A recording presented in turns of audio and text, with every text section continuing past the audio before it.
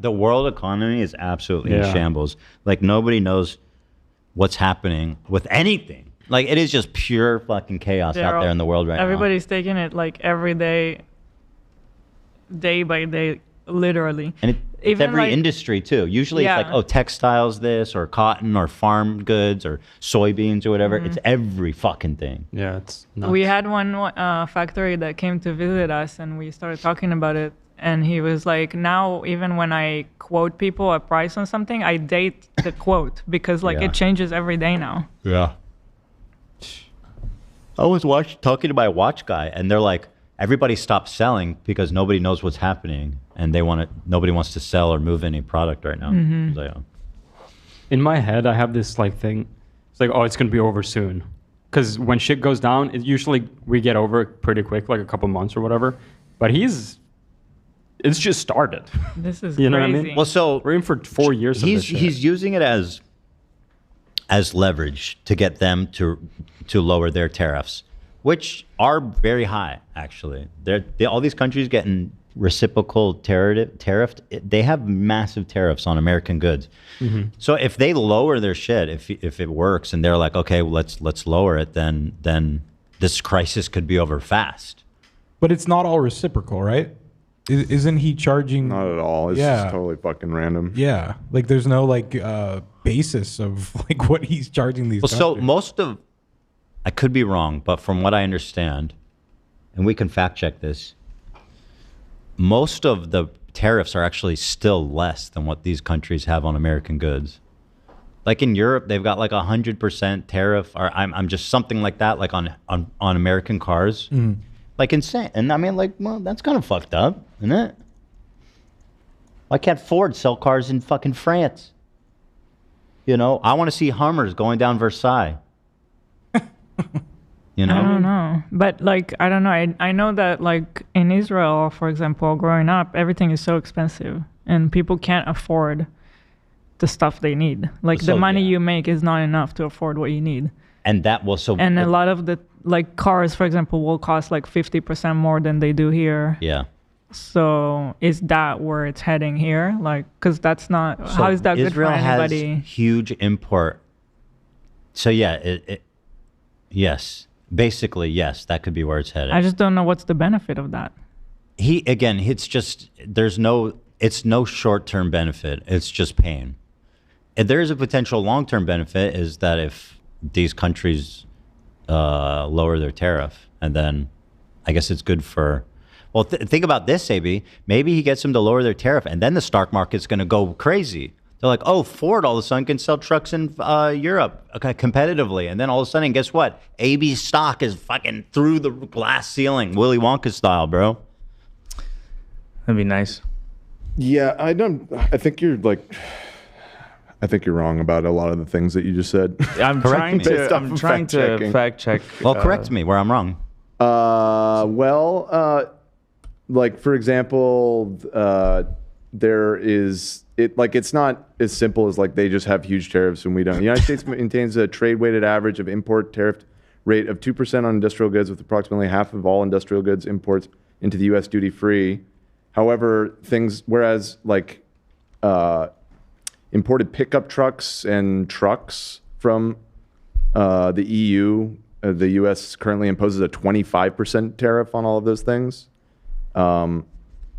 whereas the EU has a 10% tariff on imported passenger vehicles. So it's like different.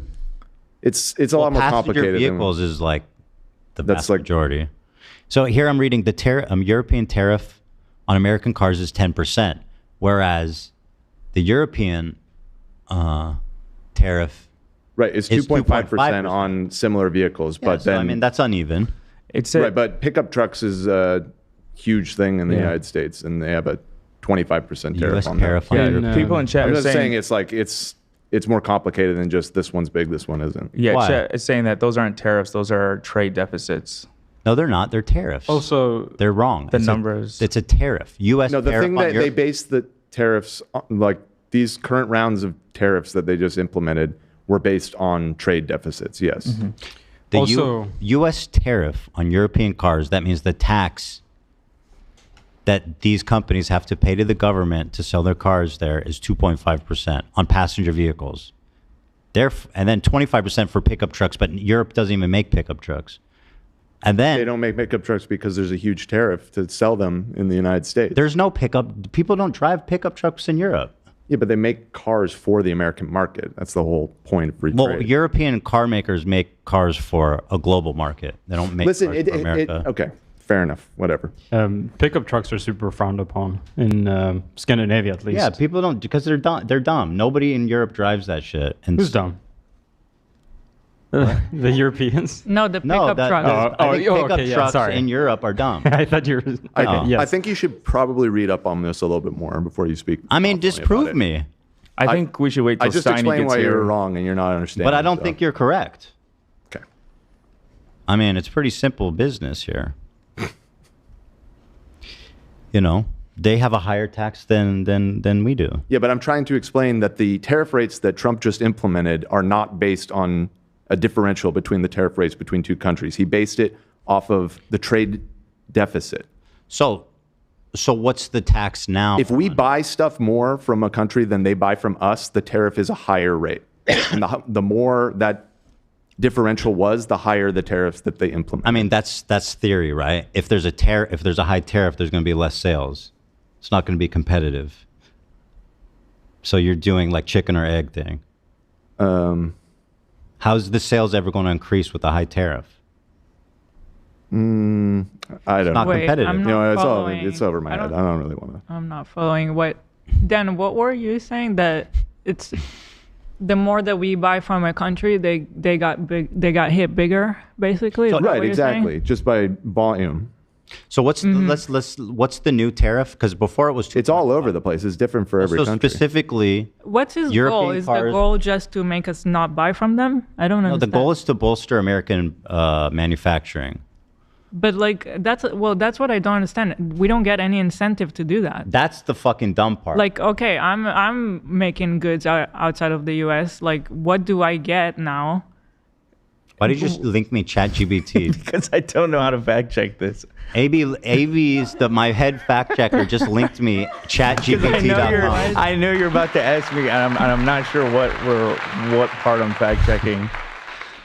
What is the American tariff now after the increases on European passenger cars? I'm curious. So like, how much did he raise it? Because so it's 10% in Europe. So did he go like crazy, or is it like 10%? You know what I mean? What are That picture that came out where he was holding that big graph, it was like 80% of some countries. It was crazy.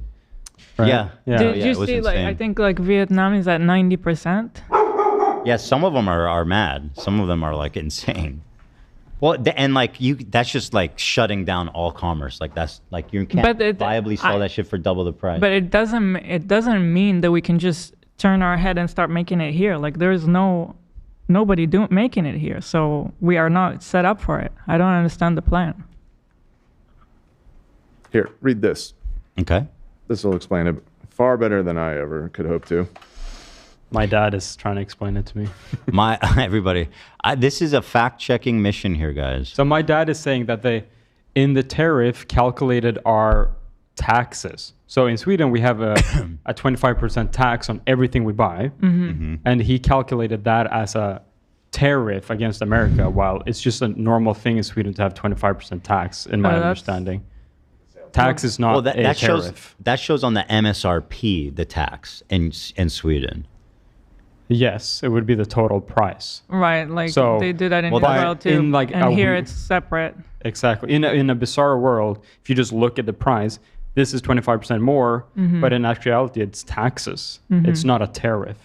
Let me read this. Are Donald Trump's tariffs on the EU really reciprocal? Perfect. This is exactly what I want. Economists tell European News Trump's rates are not in any way based on the tariffs imposed on the U.S. Trading partners cannot be considered equal measure.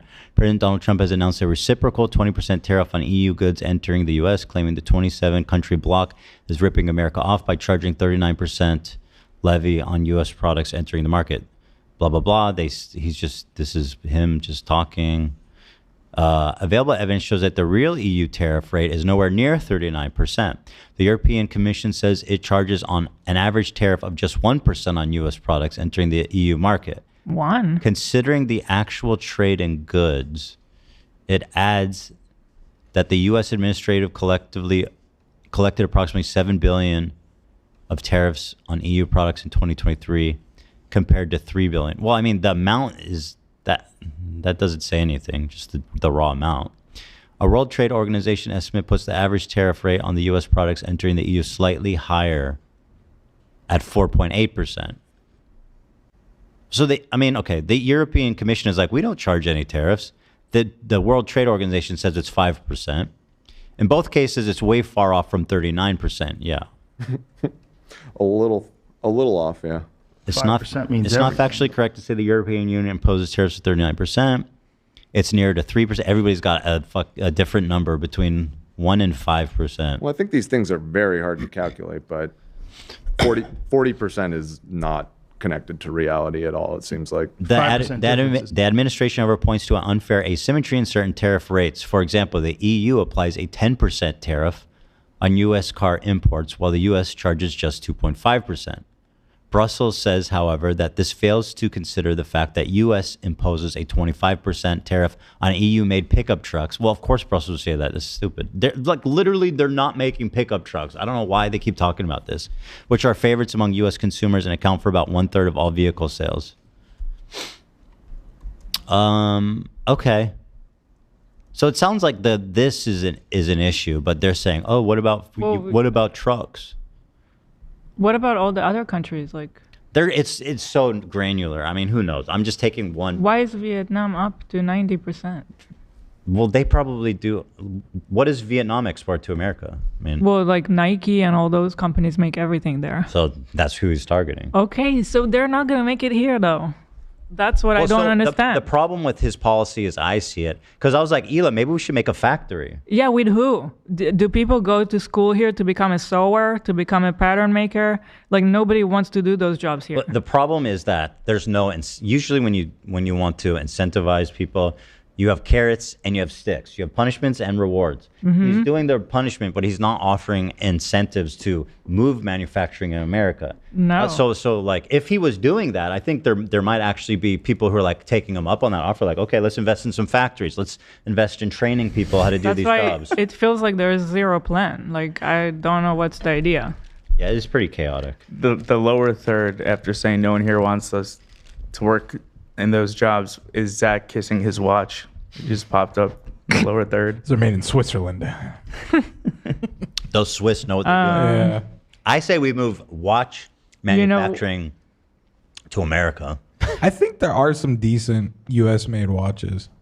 Just they don't have like that. We need a city that's just like we're them. Right. Shinola. Honestly, it would be good. I know people that, like, because when it first started, they were like, okay, China is going to become crazy. So they're like, I got to invest in India now. I got to invest in Vietnam. I got to invest in all these people. And now all of them are hit. So nobody knows how to do business now. Trump's tariff is not purely reciprocal. It's more of a negotiating tactic. I mean, that's how a large part of how I see it. They may be partially justified in sectors like auto manufacturing, but they overreach when applied broadly. And they're triggering retaliatory tariffs, obviously. So what do we import from Vietnam? So ChatGPT said clothing is the biggest. Electronics. All the big companies. Yeah. Huge. So it's a lot of shit then. A lot. Yeah. Like those factories, they won't take us because our quantities are too small. Whoa. So we can't work with factories in Vietnam, for example. So they're big time then. Yeah. Yeah, I mean, it's pretty chaotic. Like I said, if there was incentives like, hey, I'll give you a tax break if you like make a factory, or we'll give you a tax break if you want to train people in like to do this new profession that we don't have a workforce in. I think it would be good to have manufacturing in America and offer people like good fucking jobs that like used to be here, right? But I don't know that this is the way to do it. There needs to be a way more like strategy and planning. Yeah. But like, you know, there is an issue where there's no manufacturing jobs in America. It's true. And it's also a national, it is a national, what's the word? Weakness. a national defense. I don't know what's the word, but like, for example, like every microchip in the world is made in like Taiwan, which is basically like potentially could be taken by China any day. Yeah. And then it's like America literally fails to win any war. You know what I mean? Or can't make electronic goods, or it's way too catastrophic to risk like not being able to get these microchips. Just seems like the opposite way to go about it. Like instead of that, then just invest in the areas that we need to build here. I think it's both. Ultimately, but Currently, it's just making the American people suffer. everyone's going to suffer. Everyone's fucked. It's not just America. Well, Everyone's he's all about America first, right? America first. So No, he's- Americans are going to suffer. It's kind of surreal because like the Republicans, they look at the economy so much by like, oh, the stock market is doing. Whenever there's a Republican, there's a stock market boom. When Trump won, there was like a huge surge in the stock market. You remember that? And everyone's like, we're like, okay, let's go Trump. Remember? It was up like fucking 15%. Yeah, It was juicy. It was insane. And so now that he's like tanking the entire world economy, they're still fucking with it. They're like, yeah, man. I saw the quartering tweet. He goes, you don't need that iPhone. You don't need that tablet.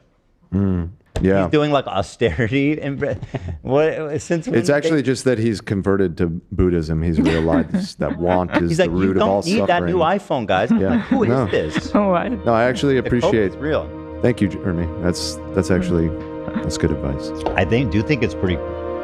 It is pretty wise. He's right. Yeah, I Look, agree. I'm 40. I'm tired. Yeah. I'm sweaty. I'm fat. I'm overweight. You I'm not said long for fat this planet. He said fat and overweight twice in a row. Just in the drain. I don't know why I get the feeling Trump's doing it just because he wants to do something to shake. He just wants to be remembered for doing something drastic. No, Yeah, I mean, 'cause- I think what you said is likely true. I think the idea is to use this as a negotiating tactic largely. That's what happened with Canada and Mexico. But like, the guy is just like he kept threatening these giant tariffs on like Canada and Mexico, and then pulling it back, and then putting it back on, and pulling it back, and like, what was pretty really bad. accomplished in all of that? Like, it's not really clear to me. There was other than just pissing off all of the Canadians. Like, all of our friends in Canada fucking hate us now. Yeah. So I'll say the Canadians shit. are pissed. The standoff with Canada seems like a disaster. However, the tariff on Mexico, interestingly, I was listening to a daily about it. I don't know if you heard that. It was Yeah, I very did. fun. I was really Yeah, I fascinated did. by it. Apparently, the Mexican government, to avoid these tariffs, invested like huge in the military to prevent like fentanyl production, and they actually like stopped it. They're cracking down on. They like actually stopped it. Like, it's kind of, people are kind of like it's unreal. Like, there's this one town known for making fentanyl. This reporter went there and toured a fentanyl factory a few years ago, and she went there and she says like, it's done. Like, everybody's in hiding, everybody's fled. Like, it's fucking done. So Crazy. So, and I guess it worked in one case in Mexico. It seemed to have worked For now. for now. Sure, they'll probably. I mean, yeah. What's to stop them from coming back? You know, I don't know. But it's a hell of a time to be alive. You know what I'm saying, guys?